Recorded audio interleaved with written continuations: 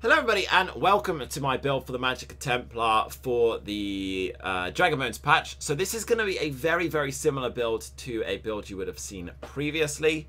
It's more of an update than a brand new build than anything else because there are a few changes to a little bit of the build.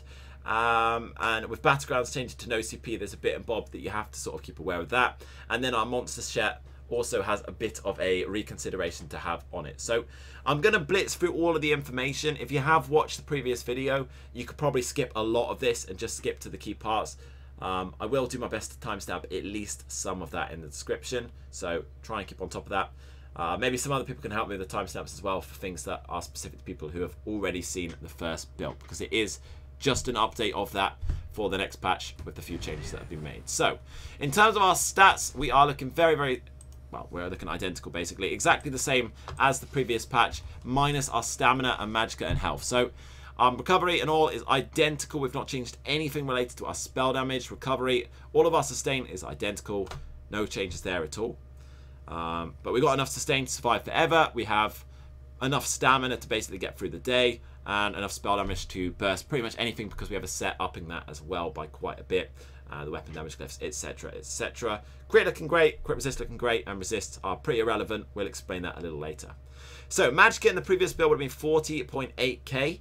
Our stamina was about 14.3, and our health was about 26.5.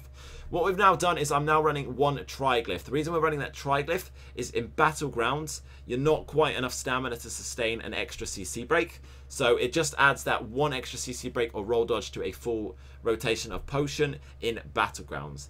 I would still advise that running that open world. I have kind of appreciated that stamina during a lot of gameplay that I've done today on stream, and I do feel that it did make a difference. So that tri-stat, by the way, it will go on any of your big pieces, doesn't really matter where. We're still using the Atro, we're still Vampire, and our food is Clockwork Citrus Fillet. So that is the gold version of... No, what am I on about? I don't know what I'm on about. I'm not using that food, I'm using Tri-Food. Ignore me, Tri-Food is what we're using. Why would you use Clockwork? That'd be absolutely stupid, Tom. We're using Tri-Food. Definitely using Tri-Food.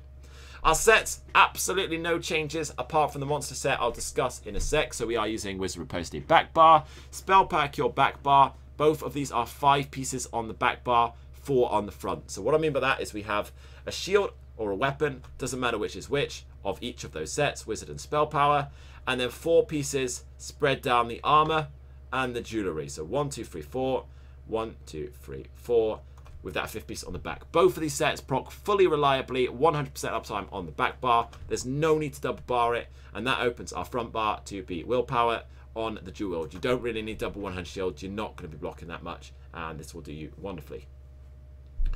Our traits then, we have 2 sturdy. You could up that up to about 4 depending how you feel, how much you block, and how experienced you are of sustaining your stamina.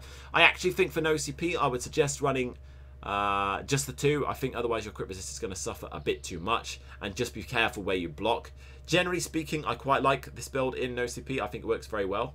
But yeah, just adjust the sort of impen to sturdy ratio as you need. And then our glyphs on the jewelry as before: recovery, recovery, and recovery. You don't really need anything else really. You've already got enough damage on your build. It's all about sustain. Templar is a class that generates most of its kill potential from the way you burst. I don't like reduced cost on a Templar because I feel Templar has a lot of chance where it can sort of not have to cast skills in a fight. I like reduced cost on skills that are sort of being spammed, but when a class is able to have that passivity, then having a sort of recovery base rather than reduced cost base works very nicely in my eyes. Our weapon glyphs then are Nirnhoned, Magicka still on the back bar. The reason that needs to be Nirnhoned, not infused by the way, is because we do have a heal on our back bar and you want to amp that up as much as possible. And our front bar is weapon damage Nirnhoned and Magicka, sorry, stamina still on the second on your sharpened. If you've not seen my explanation why I use this combo on pretty much every build right now, sort of weapon, stamina, and Magicka, the reason for that is weapon damage is going to proc on your light main bar more often than your offhand, and it's going to buff your damage on your aggression bar. Back bar, you want something that's giving you some sustain. We go for the Magicka still. It works very well, especially if infused, but that's not appropriate for this build. And then stamina still, you're only going to really proc that on a heavy attack, and you're only heavy attacking if you're in dire straits on stamina. Therefore, you want more stamina. Therefore, we go stamina still glyph. So that's why we're running those. That's all the same as last build. Where we get a bit different is our monster set. So our monster set is currently still Pirate Skeleton. However, in the previous patch, it was possible to purge the Minor Defile from this set. That is no longer the case. That's both good and bad. The reason that's bad, obviously, is it makes Pirate Skeleton quite a bit weaker. It's now worth about the same sort of tankiness as Wizard Riposte. I actually still really like the One Piece, and that's honestly one of the main reasons I still use it. Here's the thing. At this point, unlike last patch where I would have said definitely use Pirate Skeleton, you could use any monster set of your choice here that you sort of suit your playstyle. If you like to have a bit more ultimate uptime, Bloodspawn's great, and it gives you survivability. If you want a bit more flat stats, Dommerhouse Chokefawn is your way to go, or Dommerhouse Grofdar. I wouldn't go for Kenner. I don't think it works out quite as well as the recovery piece on the One Piece, but hey, that's personal preference. Adjust that as you like. But really interesting monster sets to go there now are going to be Scoria and Zaan. So if you don't know what Scoria is, maybe some new guys out there, it's like a big fire proc when you do dot damage. That procs on jab, so it's up all the time. Zaan is the new monster set. So if I quickly show you this one, it does as follows. Crit on the One Piece, that's never bad, but not that excellent. When you damage a nearby enemy with a light or a heavy attack, you have a 20% chance to create a beam of fire that will connect you to your enemy. This beam deals 4,600 flame damage every 1 second for 5 seconds, but every second this damage is increased by 50%. It's 10 meter range, it's got a big cooldown, but when that beam is up, it is obliteration. It is so overpowered in a 1v1 scenario. Notice I say 1v1 scenario. A lot of people will tell you this set is broken strong. That's not necessarily true. It is very, very strong in a 1v1, but if you are getting into a 1vx and some sad little shit is stream sniping me, whatever, he can kill me. If you get in a 1vx scenario, then it's going to be kind of shit. And the reason it's not that great in 1vx is because you're going to be in a position where you've got too much cooldown, or you proc it on the wrong person. And that's very, very easy to do. Yeah, difficult to say. Moving on from there then, our skill bar, there is another change to mention here. So ultimate is, as before, Crescent Sweep. This is the physical damage morph of the Templar Spear ulti. Honestly, this shit is so good. I love this ultimate beyond belief. Why people use Dawnbreaker or the Magicka Crescent, I have no idea. This is such a nice ultimate. I really think it's underestimated. It hits very, very hard, and an OCP hits ridiculously hard. It's stronger than Incap in OCP as far as I'm concerned. Absolutely brutal damage, and it's AoE. I really think you've got to take the ult. Use a different one if you want. Meteor, Dawnbreaker are your good options, but that ultimate is very nice in my opinion. We're then using Entropy, obviously for our spell damage, Purifying Light, Jabs, and this one's another discussion point that we'll come back to later. I'll leave Mage Light as well. Back bar using Total Dark. I've discussed that in a previous video. If you don't know why that is so good or how to use that or the combo, again, I'd advise checking my previous Templar build using this combo. Vampire's Bane on the back bar for the dot and the crit on the back bar. Note that when you cast that, it can actually proc crit on the front bar. That's going to be important. I will explain that in a sec. Honor the Dead for our base heal. Purify for our sort of purge. That's a must-have. And Channel Focus for a lot of recovery and our resistance buff. Bats, still the ultimate. You've got to have that on the back bar. It's so good. This is the only class for a long time that I've liked Vamp on. I think that there's a lot of stamina guys, because generally stamina flourishes open world. You're seeing a lot of Dawnbreaker. Don't like Vamp for that. And a lot of fire damage from most of the Magicka guys if they choose to go Magicka. So Vamp is generally not that great. On a Templar, you can purge a lot of that stuff. And Bats is just so well paired with Jabs. You've got that big AoE heal damage, especially with our AoE caps. In Battlegrounds, I've absolutely been annihilating with this ultimate. It's very, very, very nice. One thing to mention that I did notice from my stream and my previous comments is we don't have a spear skill on the back bar. That's not the end of the world. I don't think that the block ability matters that much. We're not really doing it very often, and I personally believe that you're better off taking the skills that you actually need rather than that passive. I think they outweigh it. There's a lot of discussions that can be like that in this game, but I think that's the case in this scenario. What else have I got to mention before we go on to the skill changes?